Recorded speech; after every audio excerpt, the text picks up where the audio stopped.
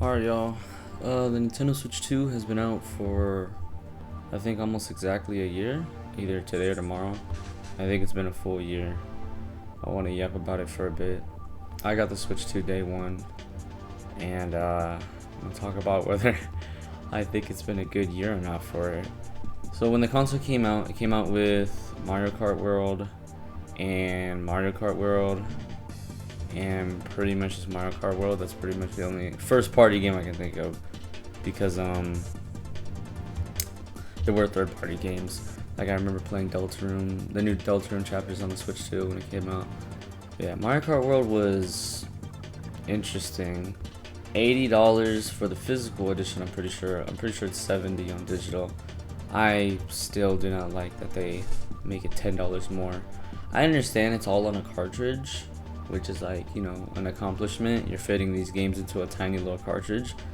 I just don't know why Nintendo uses cartridges. I guess because they want to keep it, you know, hybrid, portable console. They kind of have to stick with cartridges. I don't know how fitting a full disc into a Switch system would work, now that I think about it. But either way, that's, like, I could sort of see that's why it's $10 more, but it's still annoying though. Yeah, Mario Kart World was an alright game. Like, it was good, but the open world was kind of annoying. That was a bit annoying. I haven't really played Mario Kart World with friends, unlike Mario Kart 8, so I can't really say how those experiences hold up together.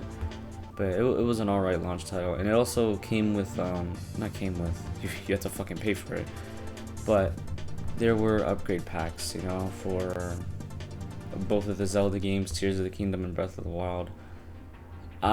It's nice being able to play those games at high FPS. Once again, in my Nintendo ranting video, I do not like the idea of having to pay money to actually use the frame rate advantages of the Switch 2, you know?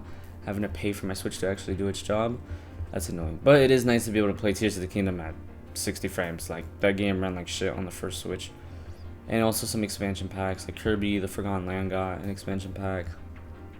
That was cool. I haven't really gotten any of the expansion packs, but they're like $20. They're pretty much just $20 DLCs.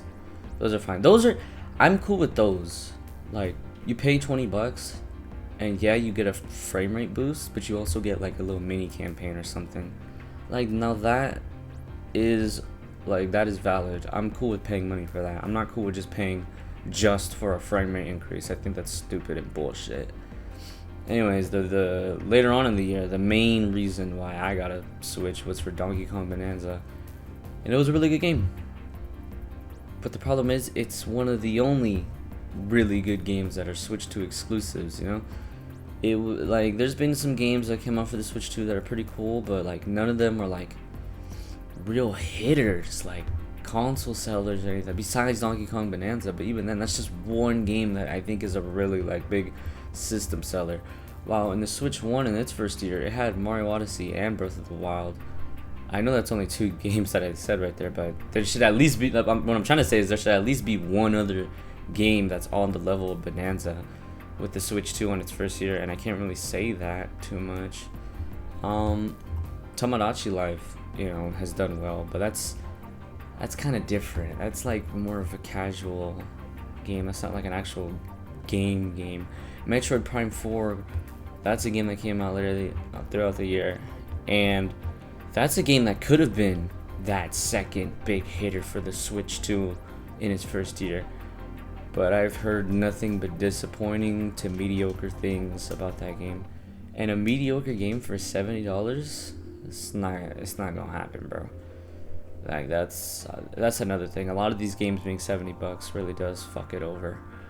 Pokemon Legend ZA, whatever the hell. I've heard even from Pokemon fans that it's not very good. And the thing is, just today, I don't think today, but recently, like really recently, Final Fantasy VII Rebirth has officially come out for Switch 2. And I've seen the way that shit runs, and there's a demo on the Switch 2 for it too. It runs pretty fucking good for how big of a game it is. That shit is a huge ass game, and it's a miracle how good it runs on the Switch 2.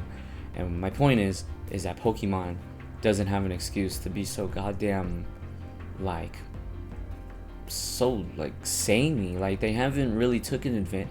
Pokemon used to be, you know, I think everybody knows Pokemon used to be a portable console only like Nintendo brand. It would only really come to portable consoles. Maybe like a Pokemon Arena Fighter would come to a console every now and then, or fucking Pokemon Snap or some shit. But mainline Pokemon games only came out for portable consoles. And then ever since the Switch, they started coming out for home consoles because it was kind of a hybrid. Everyone's been expecting and hoping for this, like, a big jump, and like they sort of go ambitious with the open worlds and stuff for some of those games, but like the graphics are horrible. The games usually run really bad, and then they say they cut the Pokemon, you know, they cut the roster because like, oh, we need really high quality animations and it's gonna be too much memory. This that, bro. The animations look horrible. For the attack animations look horrible for these new Pokemon games, and you cut the roster like in half. And the graphics in general don't even look that crazy, and the game usually runs like shit. Usually, I think I've heard that Pokemon ZNA run pretty well on the Switch too, which is nice. The Switch 2 is pretty fucking powerful, honestly. It's pretty good. I would say it's around the same. I would say it's maybe even a little weaker than the Steam Deck, but it runs the games better because of console optimization. Consoles just get special treatment. If you play on PC, you kind of know this. Like, for example, Marvel Rivals is a game that is a pain in the ass to run on your PC. That shit on a PS5, it runs perfectly fine. Like, the PS5 is fucking pick up and play. Marvel Rivals on PC is a pain in the ass. So, like, yeah, consoles usually get special treatment. So that's why I think the Switch 2 actually runs games better than the Steam Deck, even though the Switch 2 might be a little bit weaker. Maybe the same shit. I'm pretty sure you play Final Fantasy VII Rebirth on a Steam Deck compared to a Switch 2, it's gonna be fucking night and day. I'm pretty sure. If Final Fantasy VII Rebirth even runs on Steam Deck, because it runs on Linux and that's a little wonky to deal with. Another game, Kirby Air Raiders. That is a game that I wanted, but like, dude, once again, $70, big issue. This is a big issue with Nintendo games for the first, like, half of the Switch 2's year, the first half of the year. But later on, until more recently, games like the new Star Fox, and I'm not too sure if Yoshi's the same, but also the new Splatoon Raiders. I think that's the title. I might be getting these titles wrong. I'm not too sure, but some new Nintendo games, pretty much. They're not being $70 anymore. I think Mario Tennis Fever, which also came out for the first year of the Switch 2, I'm pretty sure it sold really badly, and well, it's a fucking Mario Tennis game for $70. So I think that kind of woke up Nintendo, and they were like, okay, we need to lock the fuck in. So they started, like, Star Fox is $50, Splatoon Raiders is $50. Though that's pretty reasonable prices, especially for Splatoon Raiders. Star Fox is a bit iffy because it's literally just going to be a remake of Star Fox 64 with just uglier designs, which, by the way, I'm really mad that like, I'll get to that after I talk about the prices. But those games are $50. Even though Star Fox 64 is only like 2 hours long, maybe, so that kind of sucks. But Splatoon Raiders, for sure, $50 is a good ass price, and that's a good sign. And honestly, I might pick up one of those games because that's like, you want to like spread like the message to Nintendo, like, yeah, this is what we want. Please don't make every game $70, please.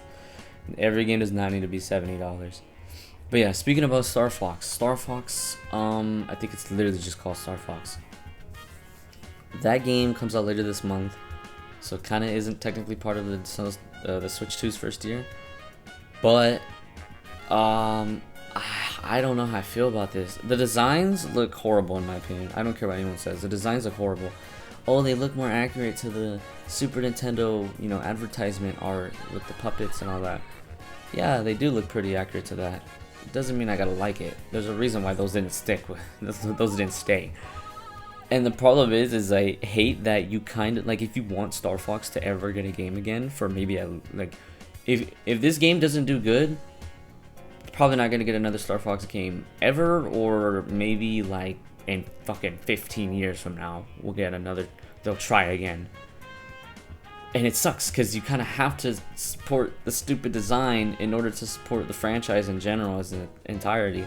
And I would hate that if it gets supported, then like if we get a new Smash Bros. Game like Fox and Falco, they both look fucking stupid in the new Smash game because that's the new designs. I hope they don't go with that. Anyway, speaking of Smash Brothers, they they really need to make a new Smash Brothers. I think Smash Ultimate was already announced at this point of the Switch One's lifespan. I'm not too sure when it was announced.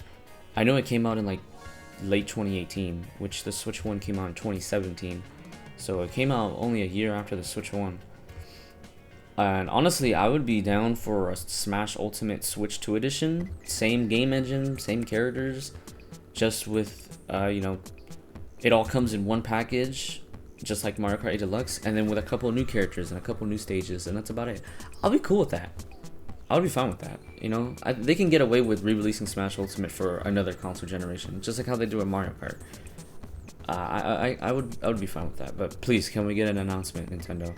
Also, there's rumors of an Ocarina of Time remake coming out. I would be cool with that. I've actually recently played Ocarina of Time. I made it pretty far, but I didn't finish the game. That's, you know, that's a video for another time. Talk about Ocarina of Time. Is there anything else? Oh yeah, and I think the last thing I gotta talk about is the Switch 2 Pro Controller, because I recently got that. That also came out when the Switch 2 came out. The Switch 2 Pro Controller, I'm gonna get it out of the way, is not worth damn near $100, but it is definitely one of the best controllers I've ever used in my life. But I just don't see a controller being worth $100. That is a lot of money for a controller. But the joysticks, the buttons, the back buttons are actually super useful. The D-pad's pretty decent. It's an amazing controller. It's just too much fucking money. It is a lot of money. But yeah, the Switch 2's first year, it's selling pretty well. The Switch 2 is selling pretty goddamn well, which is kind of surprising. I don't know. But the Switch 2, if its first year, I would give it like a 6 out of 10 maybe. Definitely could have been worse. There are games on the Switch 2 that are worth getting 100%, but it can be pretty expensive, especially for the first half of the year. But now, honestly, with the PS5 price jump, the Xbox price jump, fucking Steam Deck price jump, and you know, the fact that Nintendo's now starting to drop down their prices a bit, it's actually now one of the more affordable consoles to get, which is crazy. I would have never thought that in the first half of the Switch 2's first half of the year. I would have never thought that, but yeah. So like the price is having a comeback, even though it's gonna have a $50 price jump, but that's later, and even then, it's still, you know, it's still pretty cheap compared to the rest, even with the $50 price jump or $50 price jump. But yeah, the screen upgrade is also really nice. It having a larger screen is, especially since I had a Switch 1, I didn't have OLED or anything like that, just a normal Switch 1. The screen is a big jump up. Yeah, oh shit, I went on a whole nother tangent right there. Fucking Switch 2, first year, 6 out of 10 in my eyes. It definitely is looking brighter. The future's looking brighter, but that first half of the year really does boggle it down, even though Donkey Kong Bonanza was a part of that first half, and that game was fucking peak.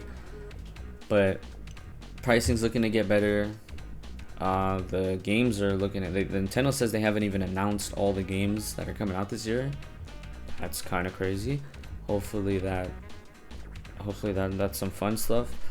Oh yeah, and the third-party support is looking pretty good for the Switch 2, which honestly, that's I don't know. Now that I think about it, I might go up to a 7. Nah, I'll keep it a 6 out of 10 for the year. You know, Final Fantasy VII Remake being on this thing is amazing. I recently got Street Fighter 6 for the Switch 2. It runs pretty fucking good. And yeah, third-party support is probably the best it's ever been for Switch, or for Nintendo in general, with the Switch 2. So that's super useful. And yeah, hopefully next year it goes up from a 6 out of 10. But that's about my final verdict, and that's about it for the video. Peace out.